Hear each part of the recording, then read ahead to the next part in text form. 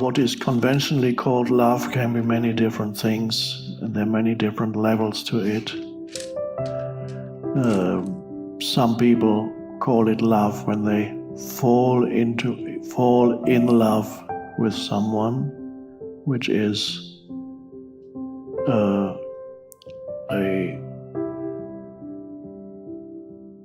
clinging, a needing that is partly usually physical, emotional needing of the other.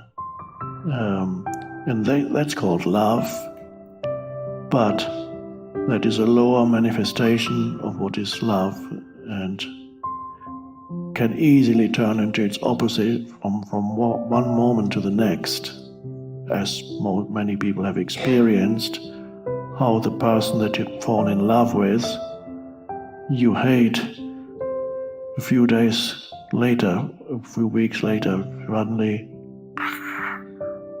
Love, hate are so closely related, the opposites in that kind of love.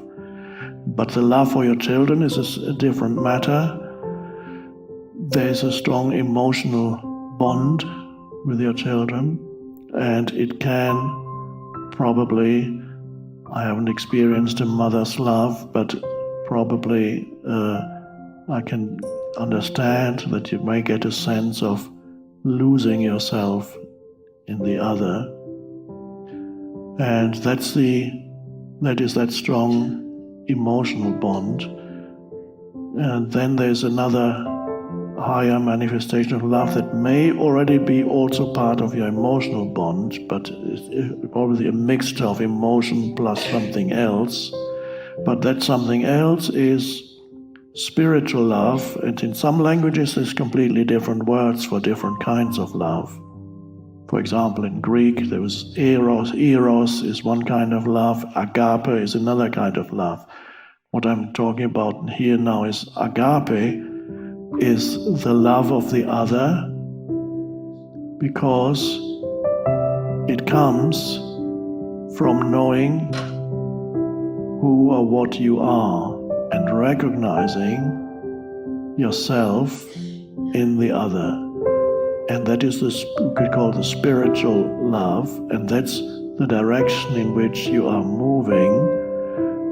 So the foundation for that is not, I would say, as it's conventionally called, loving yourself. That's a strange thing.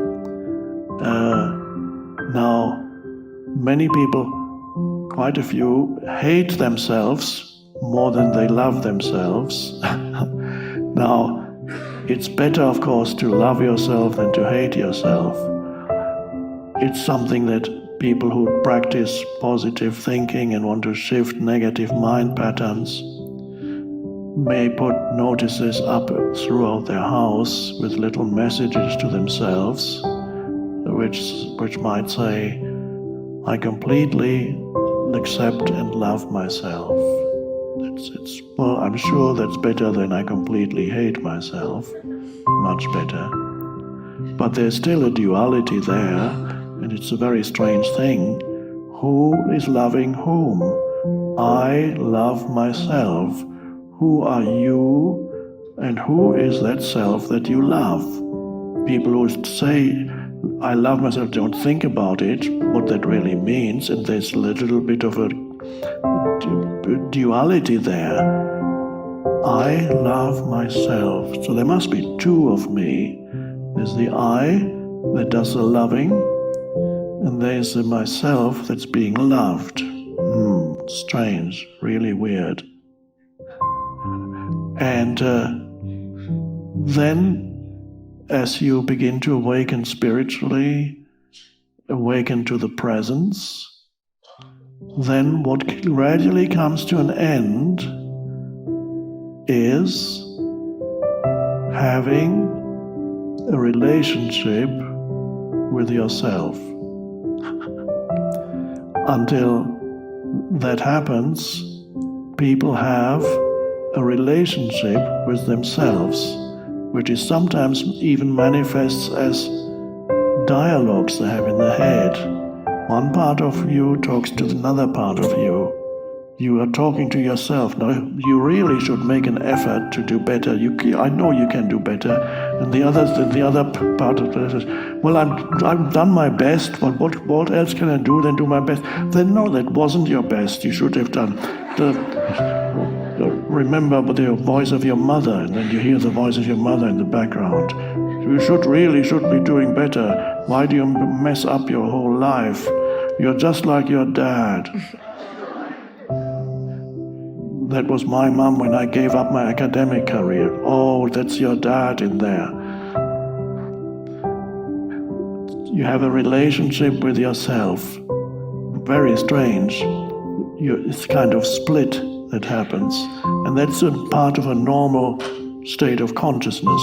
Everybody, unless they are awakened, or at least awakening, in which case that begins to recede. But everybody else, they have a relationship with themselves, which is maybe sometimes good, sometimes bad, uneasy. They're proud of themselves, and then they're ashamed, and then they call themselves a loser, or somebody else calls them a loser, and they believe it, or all kinds of weird things, narratives, and so on. And as you awaken spiritually, what gradually comes to an end is having a relationship with yourself. So what is that replaced with? When you no longer have a relationship with yourself, you are yourself. I am. There's no longer two of you here, there's just one.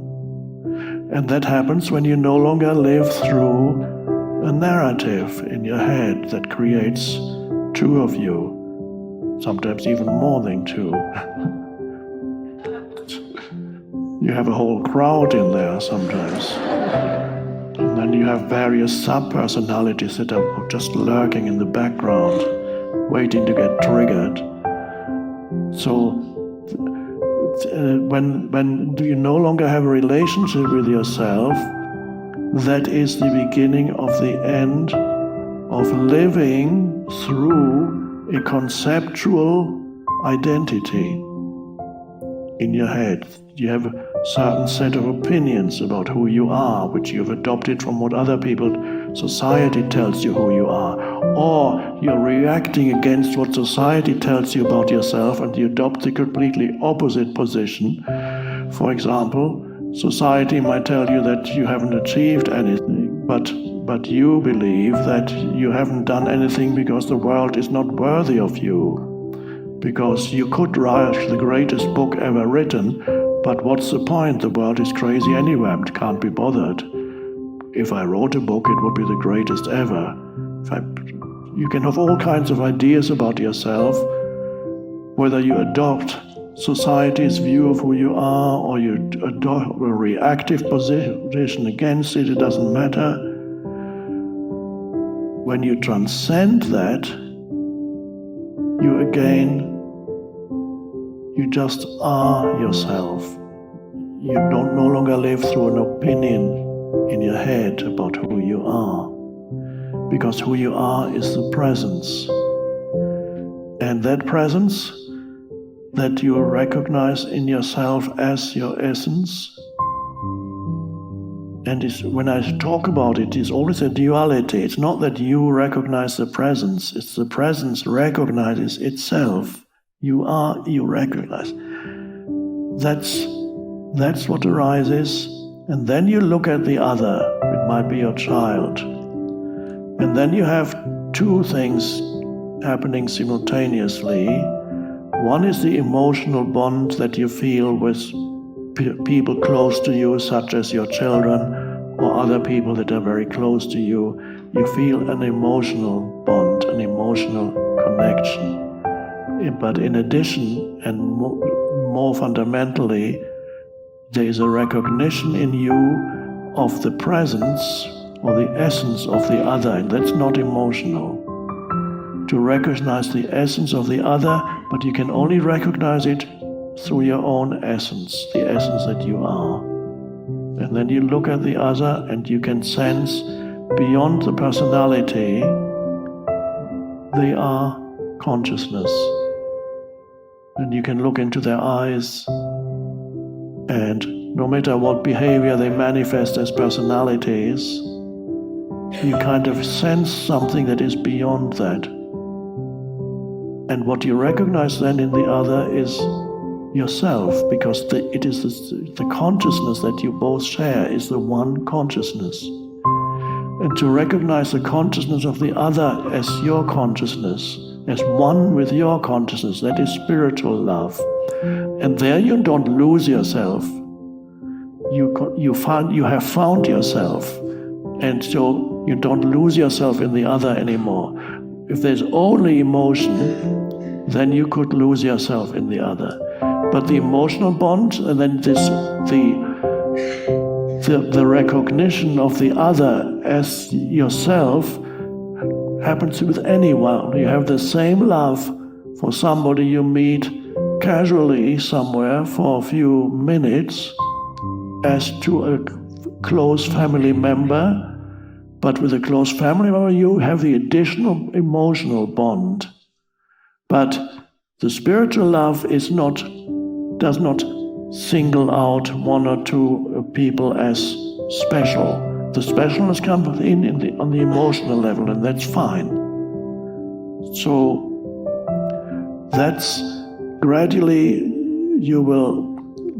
there will be a shift. The emotion will still be there, but there's an underlying recognition of the other because you've recognized who or what you are in your essence. And there's no longer, then emotion is fine. There's no loss of self in it anymore because you know who you are or what you are.